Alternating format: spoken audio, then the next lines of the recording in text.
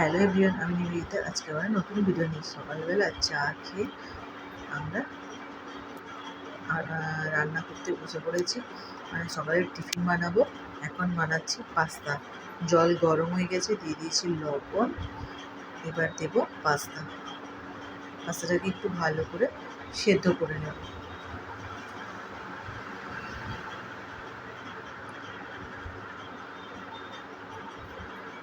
আজ শনিবার, তো সবাই নিরামিষ খায়, যেহেতু আমার ছেলে আর বর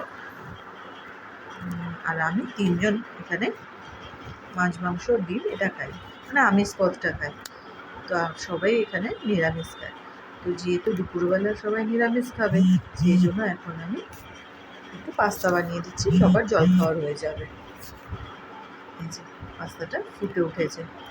এবার সমস্ত রকমের সবজি কেটে নিয়েছি, মানে গাজর, আলু, ক্যাপসিকাম এগুলো নিয়েছি।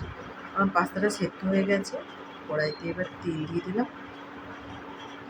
এটা একদম শর্টে কাটে বানাবো, মানে আলাদা আলাদা করে সব ভেজে তুলে রাখবো না, একদম একসাথে বানিয়ে নেবো। কারণ আজকে খুবই তাড়াহুড়োতে আছি, তাই সবটা একসাথেই ভিজে নেব।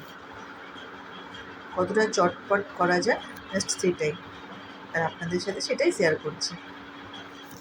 যাই হোক, তেলটা গরম হয়ে গেছে। এবার দিয়ে দেবো গাজর আর আলুটা।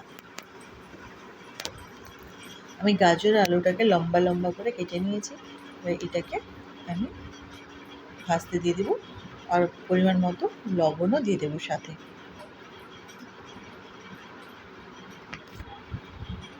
এবার এটাকে ভালো করে নাড়াচাড়া করে ভেজে নেব।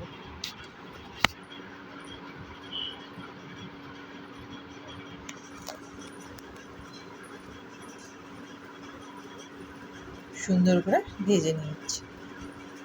এটা আবার একটু সেদ্ধ হোক।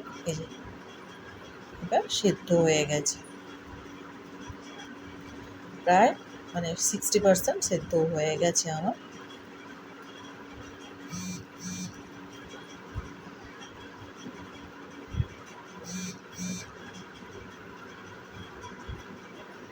এবার এতে দিয়ে দেব ক্যাপসিকাম, পেঁয়াজ, লঙ্কা আর টমেটো।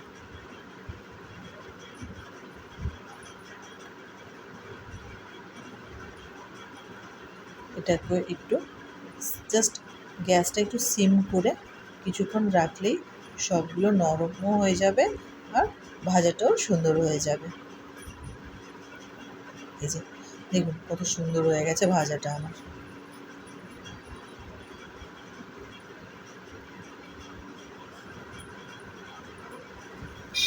সুন্দর করে ভেজে নিচ্ছি। এবার দিয়ে দেবো এতে ডিম, দুটো ডিম এতে ভেঙে দিয়ে দিলাম। এবার এইভাবে ডিমটা দিলে কী হয়, প্রত্যেকটা সবজির সাথে লেগে থাকে আর খেতেও ভালো লাগে।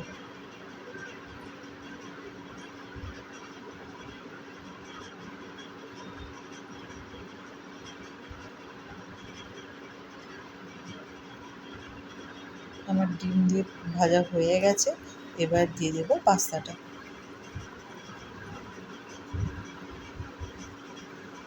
সিদ্ধ করা পাস্তাটা আমি দিয়ে দিলাম। এবার দেব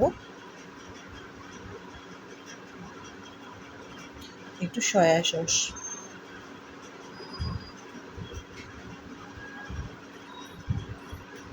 টেস্টটা ভালো করার জন্য একটু সয়া সস দিলে ভালোই লাগে, মন্দ লাগে না।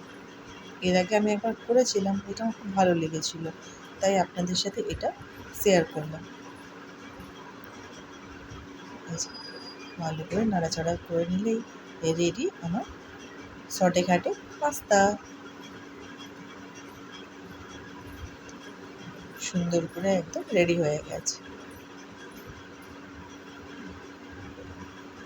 এবার এটাকে সবাই টিফিন করে নেব, 3 ভাগ করে খেয়ে নেব। এই ছিল আজকে সকালের জলখাবার।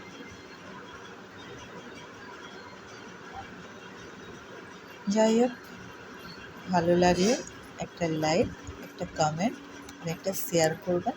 ভালো থাকবেন, সুস্থ থাকবেন, সাবধানে থাকবেন, সবাইকে ভালো রাখবেন। দেখা হবে আবার একটা নতুন ব্লগে। Thank you.